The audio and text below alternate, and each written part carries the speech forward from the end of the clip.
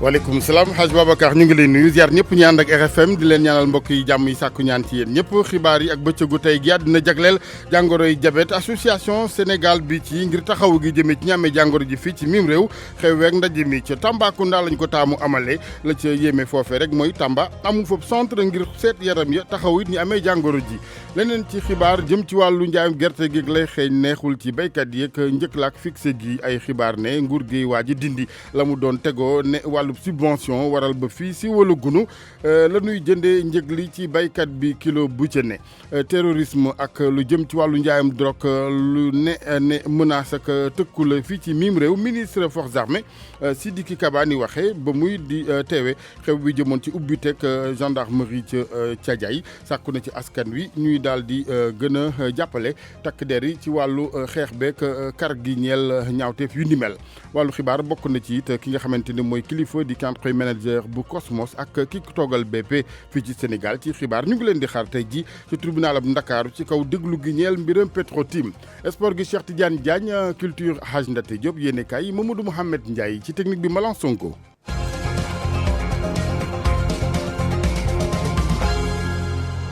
ni ko waxee léegi mbiri Petro-Tim doyen des juges d'instruction dina daal di wéyal li nga xamante ni mooy déglu gi ci wàllu woowu nag ci xibaar Guillaume Julien Dafo bu di ki nga xamante ni mooy njiit country manager bu Cosmos ak Gérard Moussari bu toogal BP fi Sénégal dinañ wuy ji tey jii ci suba ci ak wooteem ngir wàllu ko déglu gi ñeel mbiri Petro-Tim ci kanamu kon moom magistrat instructeur bi wàllu ko terrorisme ak njaayum drogue moytu gi lu war la Sénégal ndax li nga xamante ni mooy menace gi ngi fi ci lu wér ministre bi ñu dénk forces armées ni waxee Sidiki Kaba di woo askan bi ci ñuy gën a lëngoog forces de sécurité yi ngir kon li nga xamante mooy fàggandiku gi ci jamono yum doon dalloo gendarmerie ca Thiadiaye la ko xamle Abdourahmane Diallo nga fa woon. ñàkkum kaaraange ak xeet gi ni mel tax na ñu war a yokk ay brigade gendarmerie waaye tamit seeni jumtuwaay bu ñu sukkandikoo ci jëwriñ bi nga xam ni moom moo yor wàllum l'armée bi maître Sidiki Kaba dafa doon inauguré brigade bu Thiadiaye. mais am na yeneen criminalité yi nga xam ne dañ ci war a bàyyi xel mooy le terrorisme mooy les crimes transfrontaliers mooy les trafics de drogue mais les trafics aussi d'armes mais les trafics d'êtres humains loolu yëpp gis nañ ko léegi. soo gisee loolu ñu ngi koy fësal c'est parce que gendarmerie mu ngi def liggéeyam. projet bii nga xam ni général Cheikh Sène moo ci taxawu waa Thiadiaye di ko rafetlu jaraafu dëkk bi sax di ñaax askan wi jox gendarmerie bi gëdd ba noppi am mat ci lu bari. mooy ñu xam ne gendarmerie andiwuñu ko fi pour rek muy gérer ay xulo ay xeex ay affaire foncière nangam gendarmerie tey ci diggu terrorisme bi ñu nekk ak criminalité bu ngand bi nga xam ne moom moo am si dëkk bi dañu war a dafa nekk lieu de collaboration entre les populations et les forces de sécurité pour ñu faire face menaces yi nga xam ne gis nañ ko surtout ci dëkk bu mel ni Thiadiaye nga xam ne soriwul frontières yi soriwul Gambie soriwul Guinée soriwul Mali. brigade gendarmerie bi lu wutee kaaraange gi nga xam ne mën na ko indil askan wi dina tamit bokk ci luy tax nit ñi mën a ñëw dëkk si te dëkkuwaay yooyu mën a am ndox ak courant. RFM Mbour Abdourahmane Diallo. jërëjëf Abdourahmane ñu waxtaanee gerte geek njaayin wi gouvernement bu Sénégal ci xibaar nas ak dindi ñeel subvention bi mu ngàll woon lu jëm ci wàllug gerte googe ci pàttali fukk ak ñaar ci milliards la woon at mi wees ci xibaar moo waral yeexte gi jëm ci ak ciiwal ci prix bi nga xamante ni moom la ñuy jëndee kilogramme gerte bi ren leeral yi Makumba Bey. gouvernement bi ren mel na ni fasul yéene def subvention ci njëgu gerte gi. ci xibaar yoo xam ni ñu jege mbir mi ñooñu ko jox mu doon nag lu jaaxal lool conseil national interprofessionnel de l'arachide di waa Sénat te itam di bokk ci li waral booba ba léegi xamuñu gerte gi kilo bi ñaata lay doon waaye ñu bëri yaakaar nañ ni ñeent fukk ak ñaar lay doonaat subvention boobu nag bu amul ñeent fukk ak ñaar yooyu day seer ci huiliers yi nga xam ne ñoom ñoo fare ci privé bi Sonacos moom jot naa am financement wu 1 milliard boo xamante ne nii mën naa tàmbali ci njeexitu novembre bi daaw nag gouvernement bi compensation boobu ñuy wax subvention defoon na ci lu toll ci fukki milliards ak ñaar maanaam kilo boo nekk fukki dërëm ak ñaar ren jii nag bu ko ci jëlee mën naa am ab jeexital bu baax a baax ci gerte gi ba tax sax mu lamb ndax huiliers yi nga xam ne ñoom ñoo fare ci privé bi 210 yi day metti ci ñoom ba tax duñ mën a bokk ci campagne bi wala duñ ci wex lool te bu boobaa Sonacos rek moom moo fi des te Sonacos munta jënd lépp te ministre bi bu yàggul rek dégg ngeen ko fii mu ni li ñuy xaar ren ji ci gerte du yées li ñu amoon daaw ay boori 1,5 million ci ay tonnes Sonacos daaw mi ngi jëndoon lu toll ci 85,000 tonnes nga xam ni boo boolee huiliers yi fare ci privé bi ñoom ñoo koy ëppale ndax ëppale woon nañ 100,000 tonnes Sénégal nag intérêt yooyu ci laxasu nag lay lijjanti fi mu ne nii looloo tax nag mu nar a yàggal itam njëgu gerte gi fi ñu koy tënk ak itam liste point de collecte yi lépp àndandoo nar a tardeel tàmbali campagne bi. Makumba Bey fileeg ci wàllug njëg ak kilo gerte gi ren am na ca ay baykat yu door ñoom ak njaay jëmee ci seen gerte ci fi nga xamante ni mooy marché yenn yi fu ci mel ni Touba Gare bu Ndaw Marème Diop. marché Gare bu Ndaw daal di xumb lool ci bëccëgu naaj bu tàng jër ñi ëpp ci ñooñee di ay baykat yoo xam ne ñu ngi jóge ci village yi ngir ñëw indi seen gerte gi nga xam ne moom lañ am ci mbayum ren bi. ci kanamu peesekaay bi ñu gis ab minicar mu daal di gaare chargé gerte ba fees dell. 717 fukki saak ak ñaar ñoo ci génnee boo koy xayma ci ay kilogramme mu ngi nekk 700 kilos ki ka moom di Ibrahima Diouf bawoo ba ca village boobu di Dank Sène nekkee ci département bu Diourbel. ñoo am soxla te fi mu ne gerte gi rek la ñu am loolu moo tax ñu koy jaay te it prix bi ñuy jaay fii fi mu ne daanaka mënuñu ko am te it yitte yi moom dangay toll foo xam ne doo mën a xaar. njëkk gi ñu dott ci luuma bi nekk lu am solo te campagne bi tijjeegul bu ñu sukkandikoo ci ngóor si. ndax gouvernement bi du jënd 280 te moom la ñuy jaay. gouvernement bi moom ñaata ngeen di jëndee. ay 210 la daan teg de ay 210 te campagne bi ubbeegul te campagne balaa ubbi fi mu ne kenn xamul kañ la. Serigne Gueye nekk ci wàllu woowu lu ëpp fukki at ak juróom moom nag mu nekk ci jënd ak njaay mi. beneen ba mbay mi ñor bu ñu gisee ko jënd ñu jaay fa seen soxla ndax prix bi bu demee dootu mën a am ba gouvernement bi taxaw 240 dootu mën a am ñun kay dañuy jëw ci fii rek waaw ku bëgg boo ñëwee ñu jaay la. campagne njaayum gerte bi tijjeeguñu ko waaye fii ci Touba baykat yu bëri ñu ngay daw di fi utali si ngir joxe seen gerte gi nga xamante ni moom lañ am ci atum ren jile Marema Diop fii ci Touba RFM. jërëjëf soxna Marema ba tey ci xibaaru suba seeg RFM lu jëm ci commande publique gi ñeel nguur gu Sénégal ci la muy commandé ne wàllu jumtukaay immeuble ak yeneen lam ca war a baaxee ñi yëngu fii ne doomu Sénégal wàllu téeméer bu ca ne fukk ak juróom am na ca ñenn ci liggéeykat yu gis ne daal yëf ya demeewu ni ci niñ ko doon yaakaare ci nguur gu Sénégal donte kilifa yi la ñu leeral mooy du ñu dénk kenn liggéey yu ni mel nay commande koo xamante ni sa wàllu ko liggéey ak joyanteeg ñongal amu ca yaa ngi ba tey ci informel gi mooy gëstu soxna Fama Dione bi nga xamante ni sabab bi mooy ndaje mënu cee amal tey ci wàllu commande publique ci hôtel nguurub Sénégal jël engagement ni yéen a jël ab wàll ci commande publique yi jagleel ko entreprise yi nga xamante ne ñoo nekk ci réew mi diggante atum 2014 jàpp atum 2017 pourcentage ba mën nañ ko wàññi ñeenti yoon jóge na ci fukk ak ñaar ci téeméer boo jël dem ci juróom-benn fukk ak juróom ci téeméer boo jël waaye nag du entreprise yëpp ñoo ci bokk faaw ñu matale yenn yi bu ñu sukkandikoo ci Saloum Ndiaye mi coordonnateur projet mobilier national. li ci njëkk mooy déclarer ji sa activité wuti ay état financier yuy wane ni yow yaa ngi tenir say comptabilité wane tamit ni di ngay fay say ouvrier di leen déclarer yooyu boo ko defee ci ngay doog a matal balaa aspect technique yi di ñëw. faaw rek nga mën a ami kayit yu leer ngir mën a am ci paar yooyee paar yi nag buñ ko xayma di téeméer boo jël fukk ak juróom waaye nag fii ci Sénégal bari na ci entreprise yoo xamante ni dañoo informel bu ñu sukkandikoo ci Masek Diop moo njiital organisation nationale bi boot professionnel yëngu ci wàllum bant.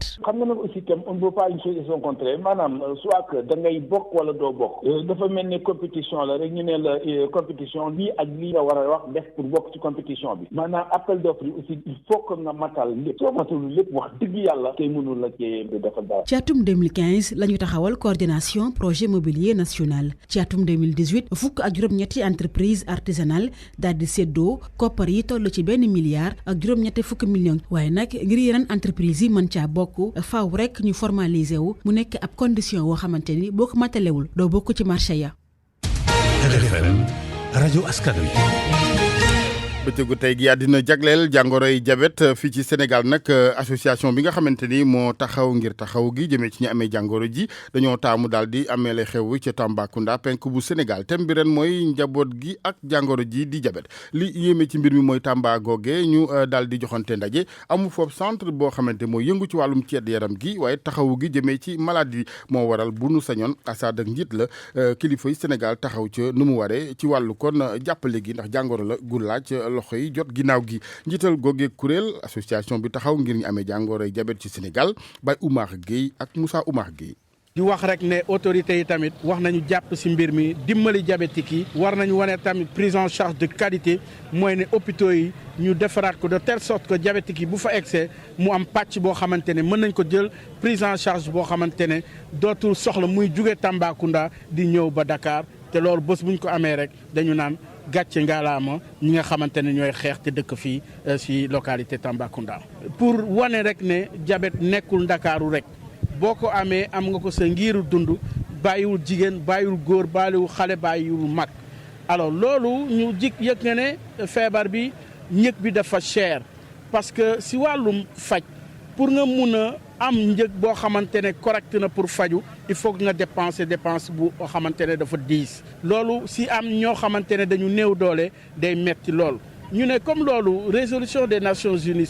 61-225 wax na ne que gouvernement yi ñoom seen wàllu bopp war nañu yëngatu ci mbirum diabète pour dimbali seen askan surtout ñi nga xamante ne dañuy am jàngoro jooju wante tamit loolu dafa wane rek ne xeex bi ci prévention lañ ko war a sukkandiku.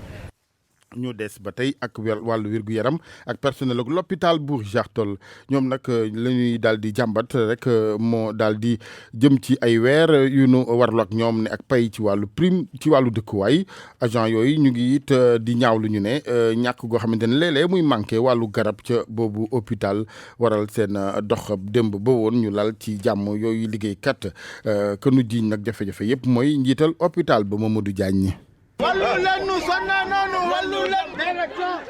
ñu sol seeni t-shirt ak i kab yu xonq booleeg takk seeni brassard yu rouge lépp si naaj bu tàng jër bi ñu ànd seeg takk der yi ñi di liggéey si hôpital bu Richard-Toll dat nañuy wane seen métit si mbedd mi ñoom ñi lee li ñuy sàkku mooy ñu daal leen di fay lii nga xam ne mooy seeni àq boole si nag di ñaawlu lii nga xam ne mooy jafe-jafe yi ñuy jànkonteel seen bërëbu liggéeyukaay ya Mame Marie Gueye mooy secrétaire général bu SITSAS. hôpital bi atu yàlla mi ngi nii garab amu fi réactif amul mënoo fay salaire mënoo fay prime mënoo fay appui logement mënoo jënd garab mënoo jënd réactif léegi hôpital bi lu mu mën mënul dara ministre de la santé dañ lay ñaan nga ñëw secourir hôpital Richard-Toll mënu leen def hôpital ba pare dara dugg fi ñun dañuy toog ñaari weer ñu doog ñuy fay salaire fan lañ ko teg motivation waxi nopp caisse sécurité sociale kenn fayuñu ko IPRES bi ñu retraité torox ñoo ngi ni kenn versé lu ñu daaw ba ren léegi lan ñu bëgg directeur bi mënul yor hôpital bi nañu indil keneen ku ko mën a yor jafe-jafe yi tax ba ñi yëngal si wàllu paj mi ñuy sàkku si jiitu hôpital bi mu daal di dakkal li ñu mel wala lu ko mooy daañu lal yeneen i pexe dàq ñu sax boole si seen xeex bi ñëpp ñi yëngatu si wàllu paj mi fii si biir région bu Saint-Louis. niveau régional la ñuy dem bu jógee niveau régional ñu dem niveau national ñun bañu ñu ci dara fu mu yem neex hôpital bi day jóg bañu ñu ci dara suqali wuñ ko ñun daañu jóg taxaw ministre de la santé na jóg président Macky Sall yow la ñuy waxanteel dimbaleel hôpital Richard-Toll dimbaleel population Waalo dimbaleel département de Dagana ministre de la santé 10 millions yi nga waxoon indi ko ñu jëndee ko réactif te yàlla tax gisuñu ci dara ba léegi. bokk na si li ñuy sàkk muy directeur hôpital bi mu daal di leen di xajal hôpital bi lee ndax ñoom ñii dañu jàpp ni directeur bi amul benn xam-xam ngir jiite hôpital bi Mamadou Diagne fii si Richard-Toll ngir rajo Futur Média. Mamadou directeur hôpital bi docteur Moussa Sène indi nay leeral ak tontu ci jàmbat ak tawati liggéeykatu hôpital Richard-Toll. xam nga su ma la nee léegi hôpital de niveau 1 nga am 167 contrats à durée indéterminée am ay prestataires nee naa la bu muy ñëw 135 agents laa fekk. loolu boo xoolee li nga war a fay salaire par weer parce que moins de 20 millions hôpital bi dégg nga sëñ bi antuñ ko léegi nag ñaari solution rek moo fi amoon wàññi personnel bi wala nga yokk am ñun bi ñu ñëwee dañu léegi nañ jëm a yokk am moo tax spécialisme yëpp nga gis ñu indi leen pour ñu yokk recette moo tax également fi ne nii bu ñuy demandé man bi fi ñëw subvention bi 83 millions par année léegi ñu ñëw bu 93 millions mais même loolu boo gisee doolu mais ministre bi ñëw fi dégg lañu wax ne dina xoolaat subvention bi pour xool nu ñu koy yokkee dina xool également nu ñu mën a investir parce que hôpital dafa màgget ji defaraat ko am service yu bees su ko defee spécialiste ñëw waaye bu ñu ko tënkee fi ñu toll ni may wax yow nii weer wu jot nee naa la bi may ñëw fii fekk mooy salaire 1 million laa fekk fin du mois 30 décembre 2016 1 million laa fekk ci kees yi te waroon na fay salaire boobaa léegi nag yàlla ñu suturaal amuñu benn arriéré de salaire motivation yi wax nii fekkoon naa fi 10 mois de arriéré motivation fay naa 2017 2018 léegi nag 10% yi des am na lu des loo xam ne fi ni ñu ko calculer mooy saa ñu amee subvention wala remboursement bi ñu mujjee fay 25% yi mois tabaski ji ñaari motivation lañ fay léegi nag à partir de juillet bi passé mois bu jot ñu fay 10%. waaye comme ni nga ko waxee hôpital bi fi ne nii li mu yanu ci personnel dafa 10 2013 nee naa la 54 agents la woon 2016 mu dem 135 agents ma salaire parce que 6 fois la doublé salaire bu tardé moo gën bañ am salaire. quant à nag bu fekkee di Moussa Sène la ñuy wax pour mu dem Moussa Sène indiwu fi boppam Moussa Toll mooy fi ñëw ci may remplacé muy sama mag Baxaw Diaw moom rek laa fi xam ba ñaa ko mu ñëwee fi sax auberge laa dëkk pendant une semaine. alors man fonctionnaire la kii indi ma sama bopp bàyyi ma sama bopp kii ma fi indi mënoon naa dem tey bu subaa ñu tàggoo. ñu wutali Foundiougne ak conseil départemental ba fa taxawu école ya fa ak équipement jumtukaay yu mu leen baaxee valeur fanweer ak ñaari millions lan ci jublu ñoom kilifa yu conseil départemental bu Foundiougne mooy fexe ba résultat yi gën a baax ci école yi foofee Aminata Goudiaby. département bu Foundiougne lu tolloog 32 collèges d'enseignement moyen ñoo fi nekk fukki lycée ak itam ñeenti centre de formation ay bërëbu jàngukaay la yoo xam ne nag léeg-léeg matériel ya fay nekk du doy moo tax nag conseil départemental bu Foundiougne ne da leen di jàppale ren ji nag mu dindi lu tolloog fanweeri millions ak ñaar jëndee ko ay table banc ay mobilier de bureau ak itam ay fournitures scolaires Moustapha Mbaye moom mooy président conseil départemental bu Foundiougne. waaw xaalis bi ñu ci dugal mu ngi toll ci 32 millions et quelques matériel bi ay table banc la ay ordinateur imprimante ay multifonction ay siège parce que njàng mi dafa bokk ci wàll bi ëpp solo ci département bi te ñi ko yore moyens yi ñu war a am pour mën a def li ñu bëgg dajewut ci ñoom moo tax conseil département ak commune yëpp seen priorité mooy jàppale jàngalekat yi bañ mën a jàngal xale yi. inspection de l'éducation et de la formation bu Foundiougne nag ne ñoom dañu kontaan ci li nga xam ne moom la conseil départemental def ndaxte ñu ni effort yi nga xam ni moom la ñuy def at mu jot dafa tax ba ci biir département bi résultats scolaires yi gën a baax Dame Touré moom mooy inspecteur de l'éducation et de la formation bu Foundiougne. day yokk qualité njàngale mi ndax léegi xam ngeen ordinateur daanaka moom boo ko amul boo ko too lu ñuy def daanaka dañ koy imprimer léegi am na solo lool ci njàng mi ndax résultat yi boo ko xoolee ren département de Foundiougne moo raw ci région Fatick ci BFM ci certificat bi ba ci concours lycée bi nga xam ne moo gën a mooy lycée Diourbel bi ñuy wax lycée d'excellence bu Diourbel juróom bi ñu tànn ci région bi ñett yi ñu ngi jóge fii. matériel bi ñu joxe nag ne ñu bokk na ci équipement sportif yu am solo yoo xam ni inspecteur des sports bi nekkee ci Foundiougne lañ ko jébbal Aminata Goudiaby Fatick RFM. RFM Sport. tàggat yaram Cheikh Tidiane Diagne sëñ Cheikh ñu ngi lay nuyu. maa ngi lay fay Alaaji Assane ñu daal di ko door rek wàllu football dellu ci jogante gi nga xamante ne démb moo amoon ci Stade Lat Dior bu Thiès diggante Sénégal ak Congo ñeel la première journée éliminatoire CAN Cameroun 2021 Sénégal nag moo ci daal di am ndam ñaari bal ci dara ñaari bit yëpp nag ñu ngi ko dugal ci li nga xamante ne moo di première période bi Sidi Sarr ak Habib Diallo ñu ànd seeg Cheikh Anta Diop. ñaar fukki simili ak juróom la gaynde yu football kii di Sidi Sarr marqué but bu rafet. ñu dolliwaat ci ñeenti minutes Habibou Diallo dugal ñaareelu but bi muy ñaari ndaw ñoo xamante ne Thiès gii la ñu juddoo te fii lañ daan footballé nawetaan. donc c'est prestation Habib ak. ah non c'est une prestation disons locale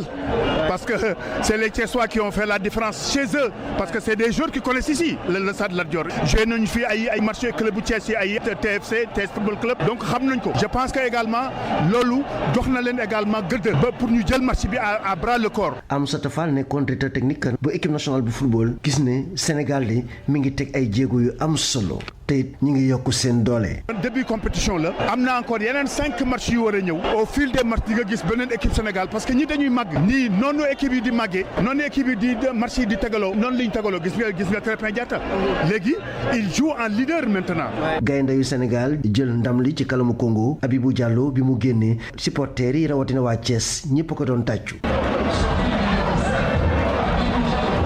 Sadio Mané moom it génnam tribune yi ñëpp jóg di leeral seeni portable di ko jaajëfal tey ñaan mu gàddu ballon d'or bi. RFM Thiès Cheikh Anta Diop. Cheikh Anta Diop daal di desandi ci googu lay jogante Aliou Cissé mi nga xam te ne moom mooy tàggat équipe nationale bu Sénégal yëkkati na ay kàddu daal di xam na ni match bi ci ndorteel gi daanaka yomb na ci équipe bi waaye bañ ñëw si seconde période nag daf mel ni daal yëf yi dafa soppi xar kanam ba tax na nee na am na ay mbir yi nga xam te ne faaw rek ñu daal di ko joyanti ñu déglu ko Aliou Cissé ci micro Soda Thiam. suñu waru gar mooy que ñu dugg ci match bi ci jàmm xale yi yëpp teew nañu ñëw nañu léegi lu ñuy ñaan mooy que ñu dugg ci bismillahi rahmaani rahim ci terrain bi gën ci alhamdulilah rabbil alamin yàlla may ñu ci ndam ci défaite nañu jógee ci coupe d'Afrique bi finale bi c'est vrai que match contre Brésil bi xale yi def nañu vraiment performance bu intéressant. voilà mu mel ni ki kon bokk kàddu yooyu moo di kàddu d'avant match bi nga xamante ne Aliou Cissé yëkkati na ko waaye laata ñu koy dégluwaat moom Aliou Cissé dañuy déglu Valdo di entraîneur wala boog sélectionneur bu équipe bu Congo moom itam yëkkati na ay kàddu ñu déglu ko ba tey ci micro Soda Thiam. on gagne pas mais on semble toujours déçu. gagné ñu c'est normal ñu am déception waaye nag ci kanam équipe bu Sénégal lañu amoon kon faaw ñu xool dëgg bi suñu kanam ndax équipe bu Sénégal mooy vice champion d'Afrique joueurs yi depuis ay années ñuy jouer ensemble loolu nag wuute ak sama équipe bi di Congo moo tax ma jàpp ni Sénégal mérité na victoire am ñun nag faaw ñu continuer liggéey ngir jéem a qualifier ci CAN 2021. essayer de qualifier pour la CAN 2021. jàppale nag Sénégal moom ñaareelu jongante ma ci wàllu éliminatoire yi niki dimanche la koy daal di amal digganteem ak Eswatini Sénégal nag moo koy fekki ca dëkkam waaye laata loolu jàppale Eswatini googule moom démb ca Bissau Guinée Bissau moo ko daal di daan ñetti bal ci dara bitu Guinée Bissau ñu ko dugal nag moo di Piqué Diassi moom jot naa dugal ñaari bit ba ca des nag moo di Dia Mario ñu daal di wax ci yeneen jongante yi nga xam te ni démb ñu ngi ko doon amal Cameroun mi nga xam moo di pays organisateur bi moom démb dafa daal di kon bokk match nul ca dëkkam digganteem ak Cap-Vert 0 bi partout Nigéria daal di am ndam ci digganteem ak Bénin ñaari bal ci benn Angola moom dafa ñàkk ca dëkkam digganteem ak Gambie ñetti bal ci benn Sierra Leone daal di am ndam kon bokk Sierra Leone daal di match nul digganteem ak Lesotho 1 but partout 2-0 pour République centrafricaine digganteem ak ñi di waa Burundi Namibie ak Tchad 2-1 pour équipe bu Namibie Burkina Faso ca Ouagadougou daal di match nul diggante ak ñi di waa Ouganda Soudan daal di gagné ñeenti bal ci dara ñi di waa Sao Tomé ak Principe ñu daal di wax ci lii di qualification Euro 2020 9e journée bi tey jii ci ngoon dañ ko daal di amal ci 19h45 jotee Angleterre diggante moom Monténégro lay daal doon Portugal dana tas ñi di waa Lituanie France di tas ak ñi di waa Moldavie am itam yeneen jongante yi nga xam te ni ñàkkul ni danañ ci dellu ci nu mu gën a yaatoo si suñu yeneen i jotaayu xibaar ñu daal di waxtaanee wàllu basketball ci jigéen ñi ak tournoi pré-olympique pré-qualification olympique Sénégal nag moom dina daal di sóobu si jongante yi ñu ko tey jii 16h ca Maputo diggam ak Angola lay daal doon ñaareel match am nag nañ ko daal di amal niki samedi 13h30 diggam ak ñi nga xam te ni ñoo di waa Mali ñu daal di ko jeexalee ko wàllu tour cycliste ak tour cycliste bu Sénégal troisième étape bi nag démb lañ ko doon daw ci diggante Fatick ak Guéniène daanaka lu jege téeméeri kilomètre kaka gañe nag moo di doomu Allemagne bi di Hermann Keller waaye maillot jaune bi ki nga xam te ni moom moo jiite ci classement général bi doomu Rwanda di wuyu turu Didier Munyanasa dañuy daal di kon bokk ànd ak Abdoulaye Diop nga xamante ni moom mooy suivre google tour boobu ak léegi. ñetteelu étape bu tour du Sénégal toll ci juróom-ñetti kilomètre daal dinay neexoon lool ci Benediction Excel Énergie équipe bu Rwanda bi daal di fexe rek ba mooy jaune bi ñu yoroon ñu daal di koy téye loole moo bégloo seen directeur sportif di Félix Sempoma ñun li ñu bëggoon mooy daal di contrôler course bi fexe ba mooy jaune bi ñu yoroon ñu daal di koy téye te boo xoolee loolu antu na ndax boo xoolee ci course bi ñu bëri jéem nañoo tenté waaye antul fenn équipe européenne yi rawatina si loone rek lañu daal di agsi ak lii di sprint chance la pour ñun ñu daal di koy rawee woon ñetti simili toftal ñaar fukki seconde Thomas Linert ci doomu allemand bi juróom-ñaari seconde rek la daal di dabu waaye directeur sportif am bi mi ngi wéy di dundee yaakaar suñu équipe daal dinay liggéey bu baax dinañu xool yeneenu état bi ci xool ci moyen jaune bi waaye tey jii foog ñu xool rek lii di moyen vert bi ndax yaakaar naa kii di Hermann Keller tey ak ndamam bi mu am dina rek jël maillot vert bi ci classement général bi sénégalais bi ci taxawaayam gën a rafet di Bekay Traoré daal dinay gagné benn place ginnaaw ba mu jógee ci fukk ak ñeenteel bi dem ci fukk ak ñetteel bi mu nekkoon Abdoulaye Diop fii ci Thiès ci yoonu tourub Sénégal gi ngir rajo Futur Média. Ablaye Diop fàttali nag lii di 4e étape tour du Sénégal dinañ ko amal ni ki tey jii circuit fermé la diggante Saly Plateau jàpp Diass ba Ngaparou ci xayma nag mu ngi tolloog téeméeri kilomètre ak ñeent fukk ak juróom-ñaar. Cheikh Tidiane Diagne gisuma nag nga incité ci Thiès waaye dugal démb de. waaw bëgg a joxe xibaar bi noonu rek romb. démb nag waa Thiès xewle. ñëw feesal stade bi ba pare yor équipe bi. Sidi Sarr ak Habib Diallo waaw ma nga noonu wan nañ seen bopp. Momar Thioune wax na ko nee na gars yi ne Sénégal gagné na Congo mu ne Thiès gagné na Congo. mi ngi noonu ba tey félicitations mi génnul gaal gi. au Lion mais particulièrement au Thiessois. voilà jaajëf sëñ Cheikh. alors merci Alaj. pour man RFM mooy rajo bi gën a jege askan wi. RFM rajo bi jaamu seen soxla. ñu ànd ak beneen doomu Kajoor Hadj Ndate Diop ci wàllu chronique culture bi. dal leen ak jàmm. festival image et vie événement bi ñu koy door ñaar fukki fan ci weeru novembre ba ca ñaar fukk ak ñeenti fan ya démb ñi nga xam ni ñoom ñoo sos boobu festival di waa groupe image et vie janoon nañu ak taskatu xibaar yi yëkkati jëm ci concept bi waaye tamit mbir ma naka lay tëddee ak xët wi nga xam ni moom lañ ko jagleel Fatima Tali. image ak vie doon ab festival buy dimbali ndaw ñi ngir ñu fësal seen liggéey si wàllum cinématographie sunu sukkandikoo si Fatou Mbaye di directrice su festival bi. ñi ngi organiser festival bi pour jeunes yi nga xam ne ñi ngi ci milieu cinématographique au moins ñu mën a gis seeni œuvre pour nit ñi xam ne fii cinéma jeunes yi bëgg nañ ko mais amuñu moyen pour def ko voilà ku si nekk yaa ngi jéem a def sa film avec les moyens de bord. bile festival du si Ndakaaru rek lañ ko nar a amal yeneen gox yi itam dañ jot seen wàll. am nañu itinérant boo xam ne ñu ngi koy def dañ koy continuer ci région yi lu mel ni Thiès lu mel ni Fatick lu mel ni Diourbel dañ fay continuer ay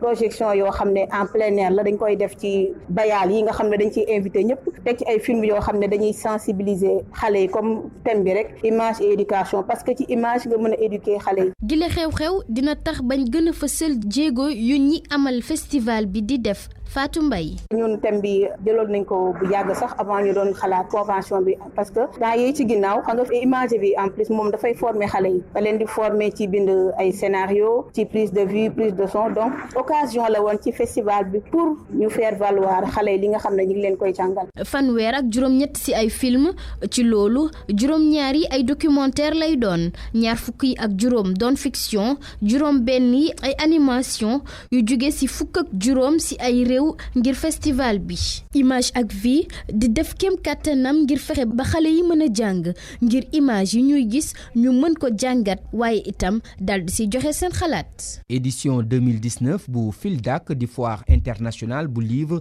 ak matériel didactique bu Dakar pré-colloque bi daañu ko amal niki tey jii ci ngoon ci musée des civilisations noires mu di ci am ndaje moo xam ne nii ñi di waa ministère bi ñu dénk lépp lu jëm ci wàllu aada ak cosaan dañ ci sargal ay militantes ak ay militants yu yëngu lool ci wàllu aada ak cosaan ci mim réew ku ci demee ni suñu naatangoo journaliste bi di Fatou Kiné Sène bu agence de presse sénégalaise jiite timit fédération africaine bi boot critique yu cinéma waaye timit kii di Mëgëy Touré mi nga xam ni moom mooy directeur de la francophonie Dieynaba Sarr ak ñeneen timit bokk nañ ci ñi ñu war a sargal. FILDAK di foire boobu ñu jagleel wàllum livre ñu fas yéene koo ubbi ñaar fukki fan ak benn ci weeru novembre ba ci ñaar fukki fan ya ak juróom benn ci thème bi ñu duppee livre ak citoyenneté jageen jëf ci déglu bi fii la ñu yem dig daje ëllëg.